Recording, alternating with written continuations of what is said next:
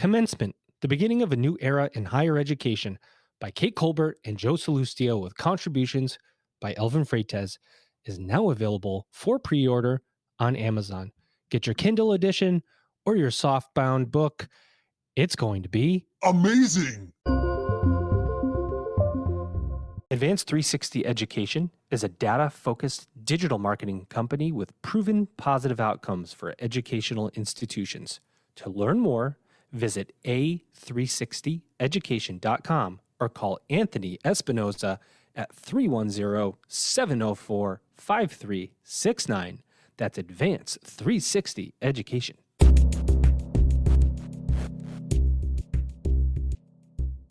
Welcome back, everybody. It's your time to EdUp on the EdUp Experience podcast, where we make education your business. Now officially past 500 episodes of this podcast, and I don't know what to say. Thank you for all of your support. It's kind of a big momentous occasion for us to have passed 500 episodes. If people ask me all the time, how do you do this? How is it that you get this done? Well, let me tell you how sophisticated we are here at the EdUp Experience, everybody. I record every day standing at my desk. I record every day at lunch. So everybody else goes to lunch. They go and talk about things, have water cooler conversations. No, not me. I come here and I podcast every day. It's kind of like being in another dissertation where I just start writing for an hour. And instead I podcast. It's a lot more fun than writing a dissertation. But I do this every day. And then Elvin, every night, when he puts his kids to sleep, he goes into his bathroom and he edits and produces the podcast, mostly on his phone. So, no sophisticated equipment, just a burning desire to talk with amazing people in higher ed and bring you, ladies and gentlemen, the best possible content we can to help you further your careers, pique your interest about what's happening in higher education today. And there you have it. That's the entirety of the EdUp Experience production, recording and production facilities that we have. I do have a pretty good microphone, and as you know, many of you, I do have sound effects. And so somewhere around episode 250, I think I started figuring out the sound effects. It makes a little bit of a cool element into these podcasts, I think. Oh, yeah. So there you have it, ladies and gentlemen. We're already on our way to 1,000 episodes. Probably by the time you hear this, we'll be at 510. So a couple weeks out, I have a guest with me today who has a lot to say about what's happening in higher education with a pretty incredible story. Let's see if we can bring him in a particular way. Come on, put your hands up in the air. Ladies and gentlemen, my guest today, Dr. Chuck Ambrose, Chancellor of Henderson State University. Chuck, what is going on? Joe, I tell you, I wish I received that kind of welcome in all the introductions I have. But, with you broadcasting at lunch and Elvin in the bathroom, I just don't know how to meet you in between, really. Well, you know what? We all do what we can. We all have a way of getting things done. And as I understand it, Chuck, you have a way of getting things done. You've been in higher ed for a very long time, president for a very long time.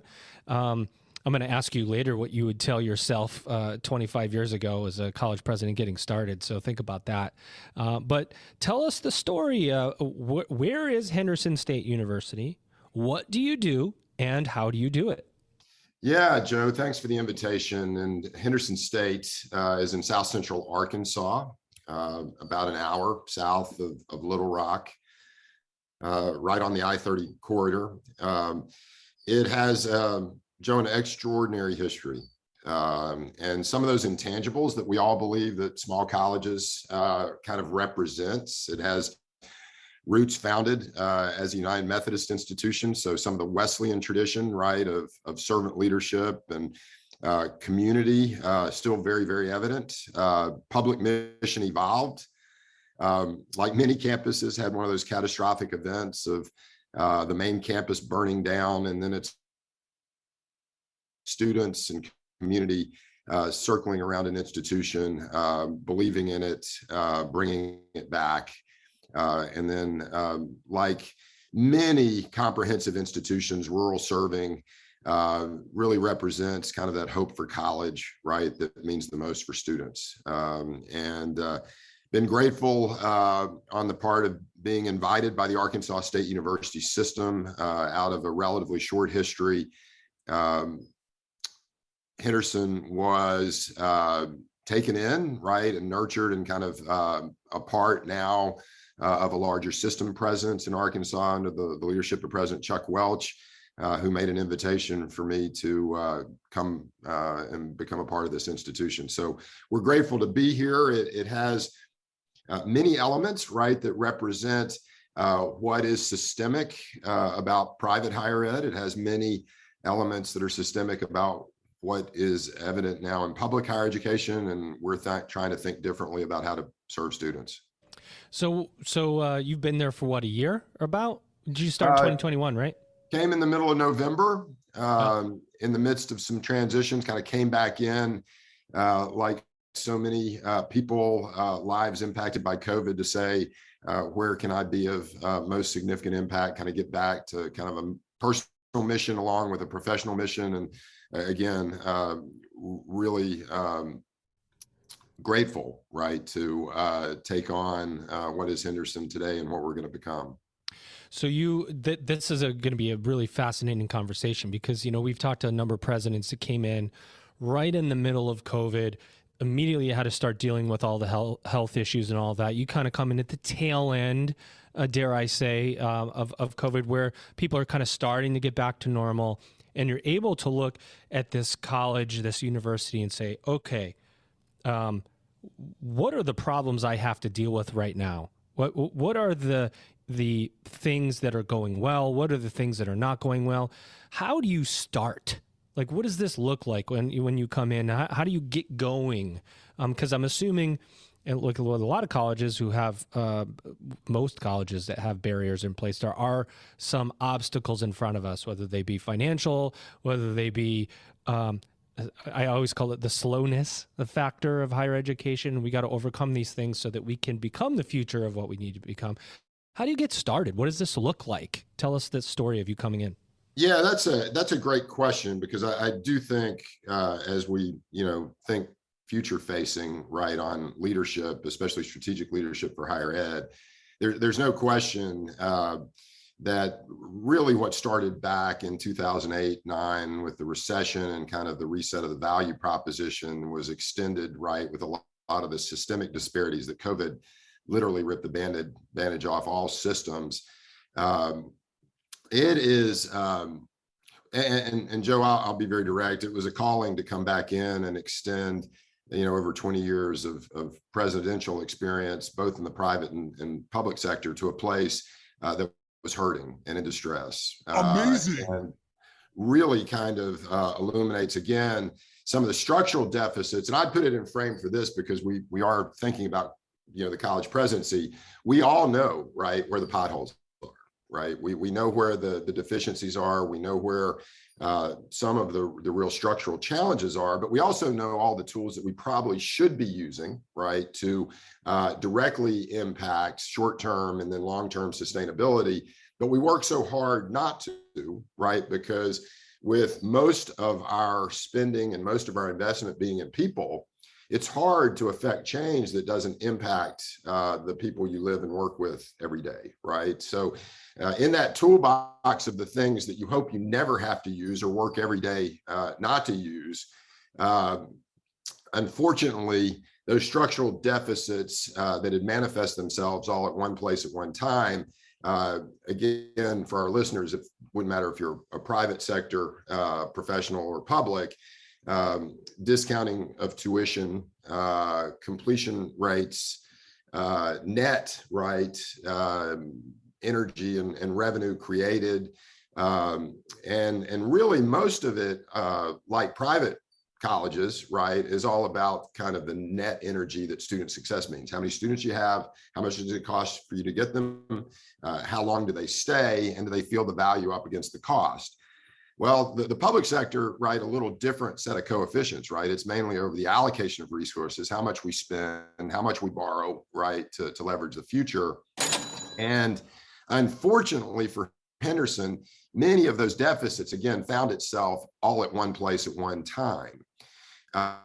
Some of these challenges manifest themselves back in 2017, right? Stress test and the viability of Title IV. Some of the decisions made really kind of advanced some of these problems, right? You borrowed more money, you discounted more to drive enrollment, and then a pandemic hits, right? Yep.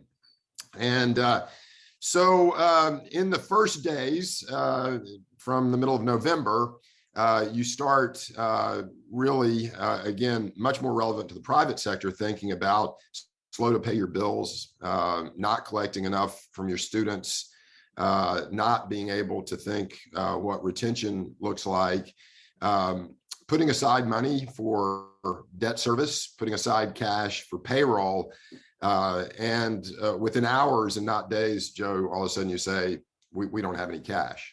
Right. And so one of the tools, unfortunately, I learned very early on, is in that situation, really to build and utilize a modified cash budget just to be a better steward daily, right, of your cash resources. And what we quickly found out was that we didn't have any. Very rare air for a public institution, right? To privates know how to live from semester to semester and know what it's like to work hard at the end of the fiscal year to preserve enough payroll to cash flow through the summer. Not so much for publics, right? For a lot of reasons.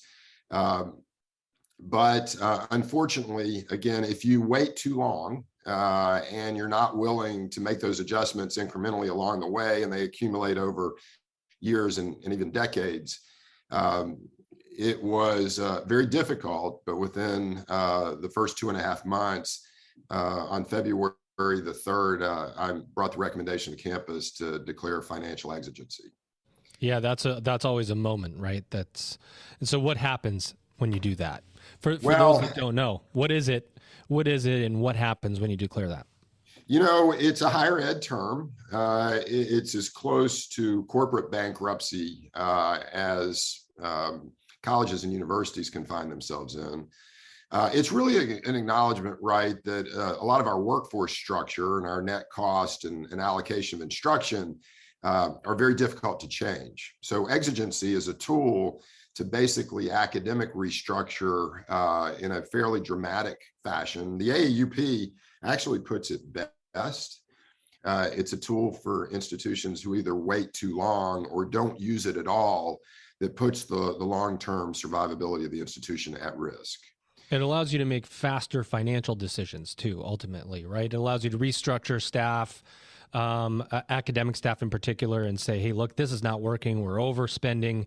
We need to make quick adjustments. We may not, we don't have to go through the faculty committee structures to end up at these decisions. We can make them from an administrative level more quickly to save the institution, basically.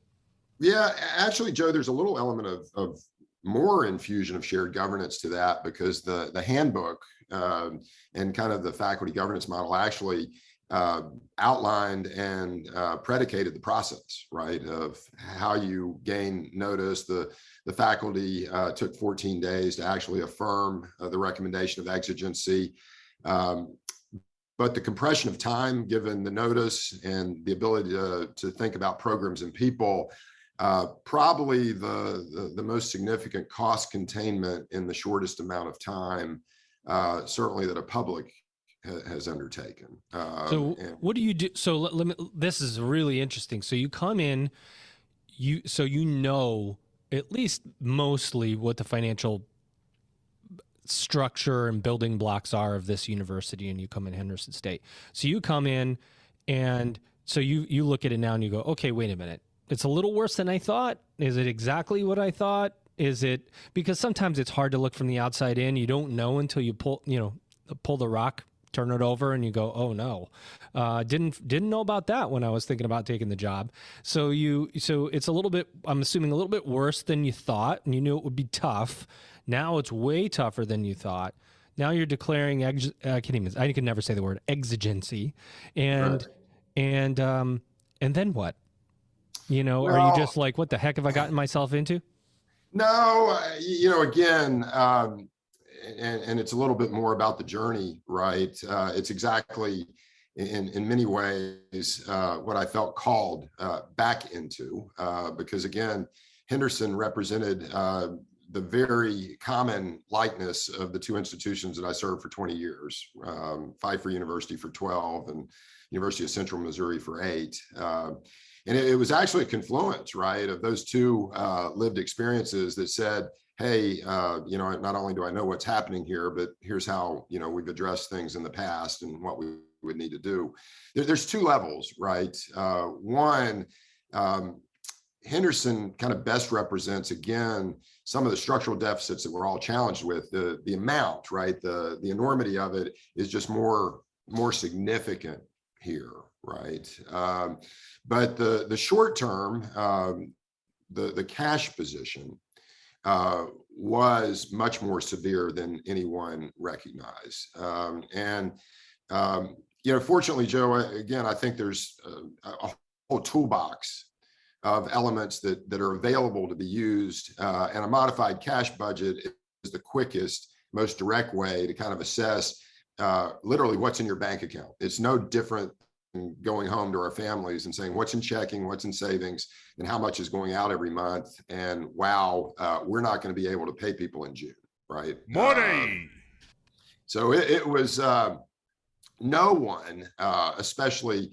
And you know what, mask it. And again, we all live with this daily at one degree or another, but HERF funding and stimulus funding just masked, right, what the allows cash you to position. not have a problem we allow everybody to not have a problem for a little bit. And now CARES funding and HERF funding is going to go away, and people go, oh, wow, we have a $6 million deficit or a $9 million deficit. What are we going to do? Just put one more can that you could kick, right, for a little longer. And again, grateful to a CFO, Bernadette Hinkle, that could join and lock arms on a tactical analysis, right, to identify the problem quickly. But it took 2 weeks, right, to put a good cash flow model together. The second tool, though, Joe, that's much more at the strategic level, and I would commend this, and we had a great partnership with the Huron group to build out this toolkit. But if you don't know what the unit-based cost of delivery of your degree is by program, you can't improve yourself, right? Now, in our case, when you're going through an academic restructuring and looking at the academic productivity and the instructional allocations, there's a lot of reasons, and I'll say this to friends and colleagues who may listen to this podcast, there's a lot of reasons that many of us don't want people to know, because we have so many confounding variables that we bring together to make it all work. But at the same time, even if you're affluent, even if you have endowment, even if you're able to generate decent net revenue, right, you can still improve overall performance and outcomes and stewardship of your resources. In our case, it was very difficult, but our instructional allocations meant every one of our academic programs were underwater in terms of the net tuition they were generating. And we didn't have reserves to see us through. And so one of those tools that's most powerful today for the next gen of leadership is data-informed storytelling, because the only really power we have to affect change is truth. Amazing. It's the kind of truth, again, across all sectors and all institutions that we and it's especially relevant right now in this enrollment season, right? Where are you? What's the enrollment? Is it up or down? Which doesn't talk anything about discount rate. It doesn't talk anything about what's the mix of your students. And at the same time, we could have a lot of institutions that are serving more students but have less resources to do it with. Advanced 360 Education is a data-focused digital marketing company with proven positive outcomes for educational institutions. Advanced 360 Education does not simply rely on instinct to make assumptions about audiences or key data points. Rather, through data intelligence, client strategies take on a higher level of effectiveness.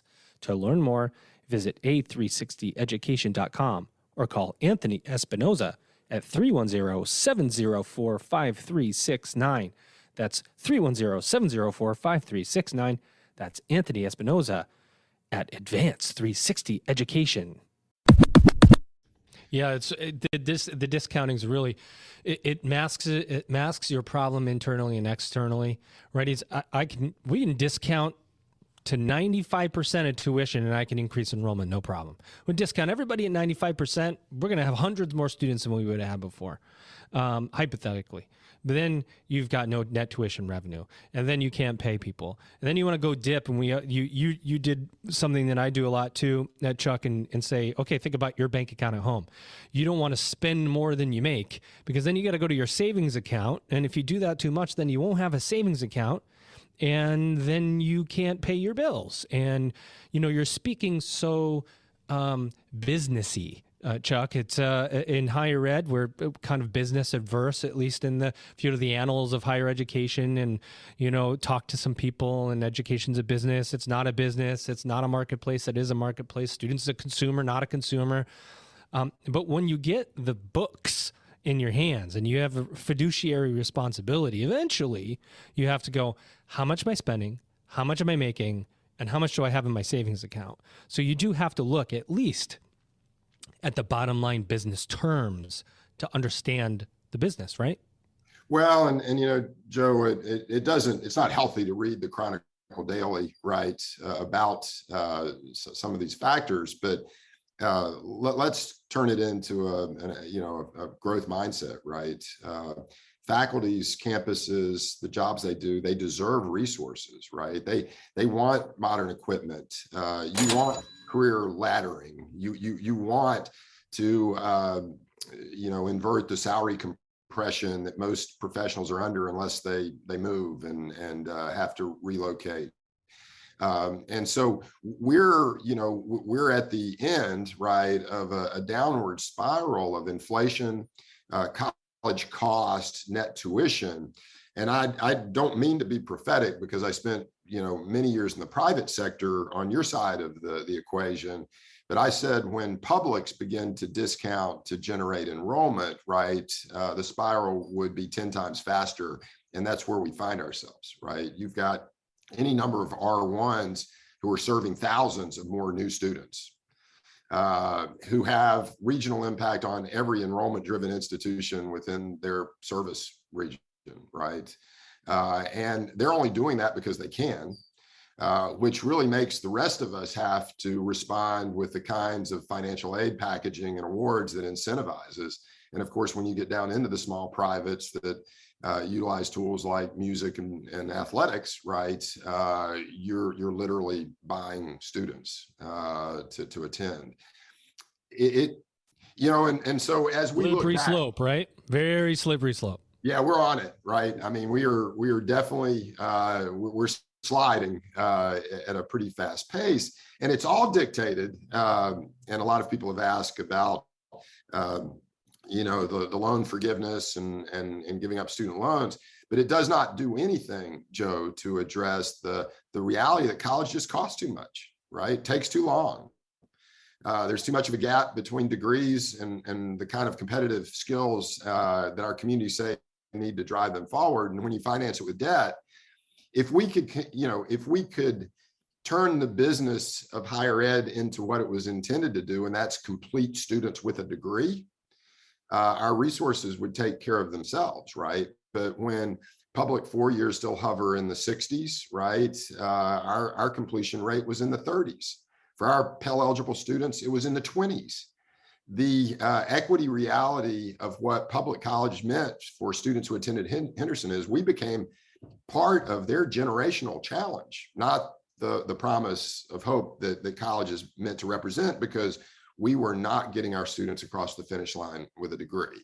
That's interesting. You put it that way, part of their generational challenge, rather than so becoming part of the problem instead of the solution. Almost is that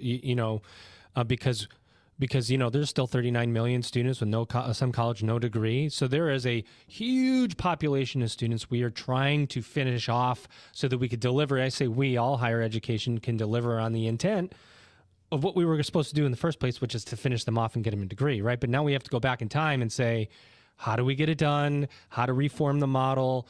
We can forgive debt for lots of people, but if you don't fix the income, if you don't fix the student who's taking out debt tomorrow at an institution they might not finish from, then this problem a few years from now is the same exact problem again. Debt forgiveness was the consequence. It's not the antecedent. It's not going to fix the problem. It's a little bit. I said it to a colleague of mine. It's like the Hoover Dam has 100 cracks and you just put a piece of gum on one crack. It's not doing anything other than that one stream of people, which is not the majority of students who go to college right now. No, and I tell you, Joe, I'm an optimist actually, and I'll take more of a growth mindset. And when I transitioned from the University of Central Missouri to KnowledgeWorks, I went into a space, right, that most higher ed, most post-secondary leaders need to know is out there, especially within the personalized competency-based learning. And we've got not only, a next generation of leaders who are going to figure this out. The most exciting dynamic is we've got a whole next generation of learners who are already figuring it out, right? And they've got tools like no other to actually not just cobble together, but actually self-engineer, right, the kind of learning outcomes that it requires to be competitive.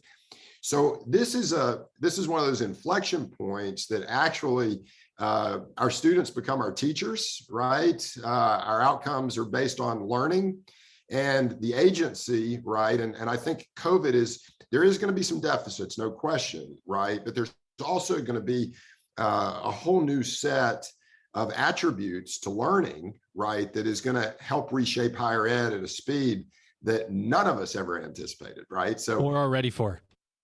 But how exciting, right?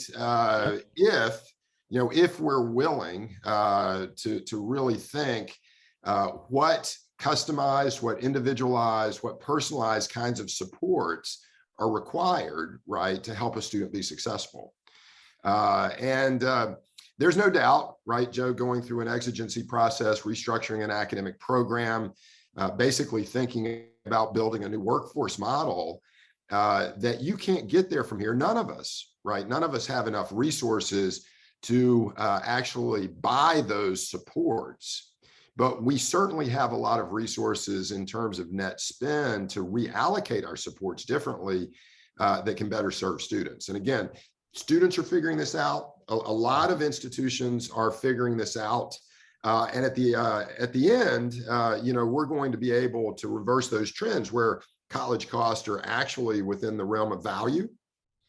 Time is going to be built on competencies and not credit hours or semesters. And we're going to have full-on partnerships with workforce industry, the private sector, to help produce those outcomes, because again, that's one reason that so many companies are providing, education as a part of their packages, because they get it, right? So even though this is one of those periods where the change is certainly impactful and purposeful, but it also lends itself to more opportunities to create the future of college that actually works. Yes. Love that. So let's go back to your story. 6 months later, after February, and where are you? Where's Henderson State in its journey to recovery, and how do you feel about the progress? Well, one of the bits of grace that a campus community needs going through this much transition is what we're calling year zero, because it's a lot of change. To tell the Henderson story, and if I told you, it is a school with a heart, and our mascot is a spirit, rather than as we say, no mere beast, it'd be true. There's a resiliency and a purpose, and Joe, you'll experience that, I know, at Lindenwood, right? There's a certain number of your students who believe that there's no better place for them to learn than your institution. Right. And so this is a year of kind of flooring, right? Finding out where our base is, our baseline to grow from. On June the 7th, Governor Hutchinson brought together the Secretary of Education and representing kind of a P20 look at what our learning community looks like, and affirmed the fact that we could build something different if we use partnerships. the Arkansas State University system has been an incredible resource of bridging those partnerships together. And we are already having some of those emerge. So we're down in enrollment. You would expect that when you eliminate 25 academic programs Right. and have to teach out those on schedule.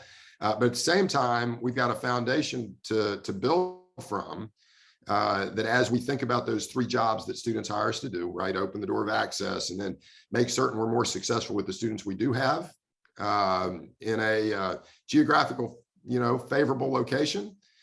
We're ready to put all the pieces together in year zero and have a college, as we've talked about, reimagining college that works for all students as we emerge over the next 18 to 24 months. Wonderful.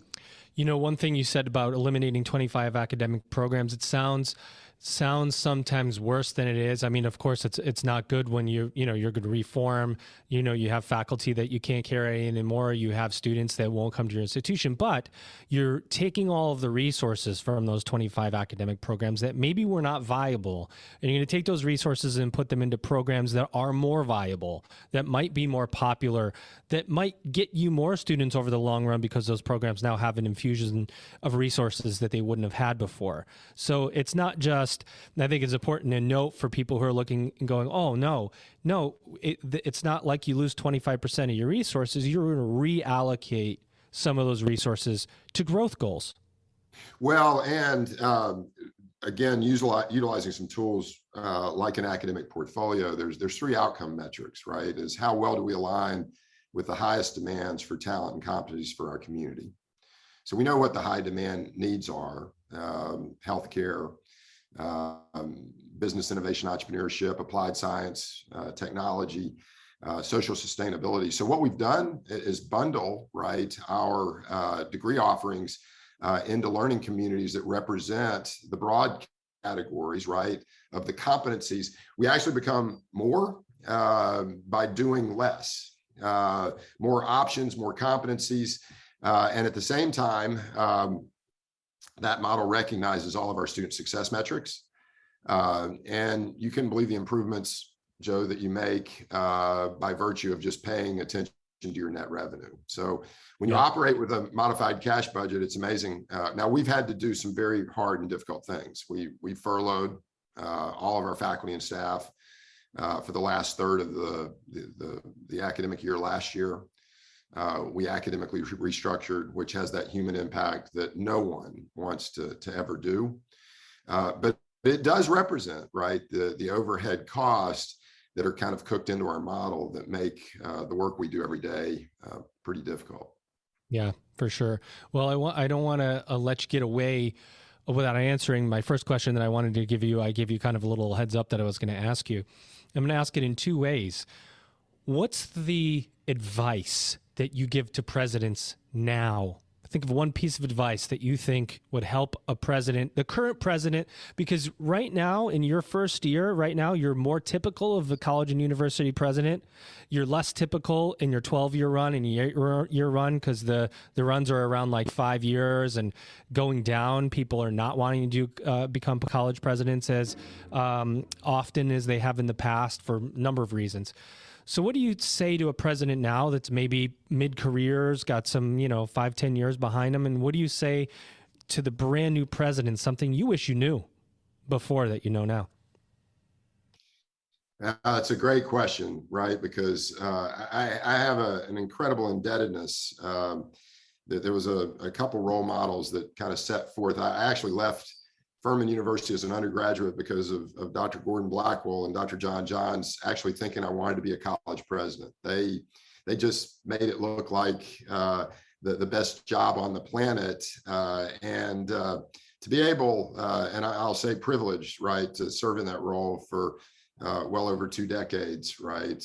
It is still one of the best jobs on the planet because there's no more developmental opportunity to impact lives than you have in the roles that we serve. But it's changed, right? And I would say this first to boards and governance, that you need to empower, right? Not only in the selection, but in the support of your campus leadership, the willingness to do the right thing. Because again, you know what it is. There's no doubt. Now, there's been some interesting commentary lately about the fact that most of us build our careers off growth, off pushing institutions to new heights. And then what do? We leverage that and move on to the next job. And meanwhile, everyone who cares and loves about the place is still there, whether it's in a better place or not. But I do think if you commit, right, to leaving it stronger on quantifiable measures, better than you found it, you will, right? The other is probably my most key learning, right, is grow leaders around you, right? Empower 100%. Empower shared leadership to a way in which you're only part of and your guide, especially for those of you who have had extraordinary experiences, just allow, right, for that key leadership team across the leadership for faculty and staff, right, to do the right thing and not be afraid to. So from the governance standpoint, if boards enable that and presidents encourage that, I actually think it's the kind of career laddering and purple relevance, let's say, I was going to say purposefulness, that people are looking for when they go to work every day. I love it. That's such a great piece of advice, and one that's kind of timeless, right? You got to build great people around you that know the work, are passionate about it. We like to end our episodes. Chuck, I'd probably talk to you all day. I'm pretty sure I could. We would have a back and forth that would be a lot of fun. But alas, we are both busy professionals here in higher education.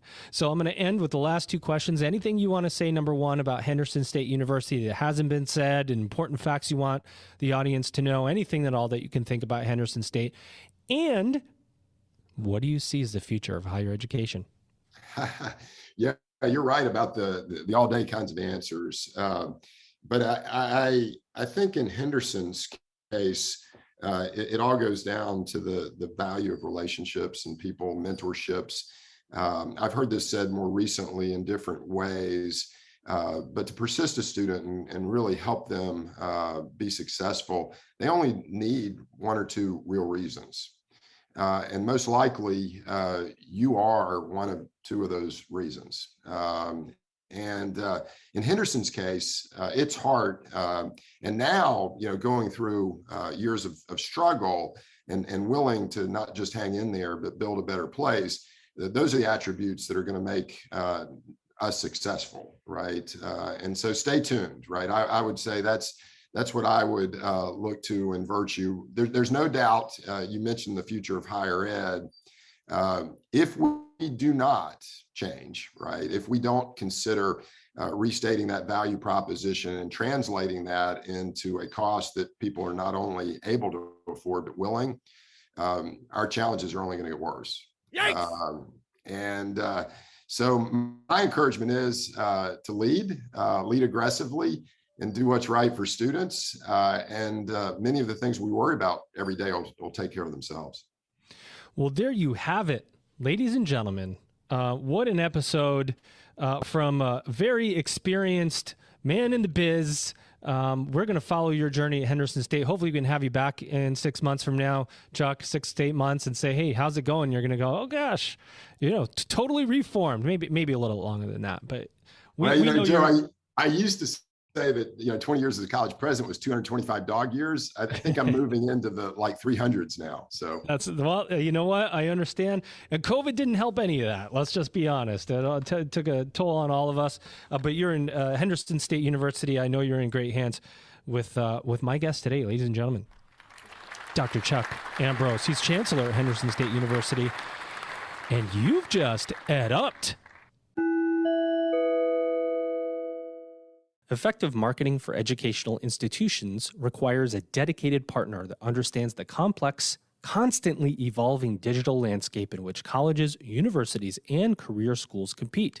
The EdUp Experience podcast partner, Advanced 360 Education, is a data-focused digital marketing company with proven positive outcomes for educational institutions. Advanced 360 Education does not simply rely on instinct to make assumptions about audiences or key data points. Through data intelligence, client strategies take on a higher level of effectiveness, whether the goal is driving enrollment, alumni engagement, or other educational marketing campaigns. To learn more, visit a360education.com or call Anthony Espinoza at 310-704-5369. That's Anthony Espinoza, 310-704-5369, a360education.com.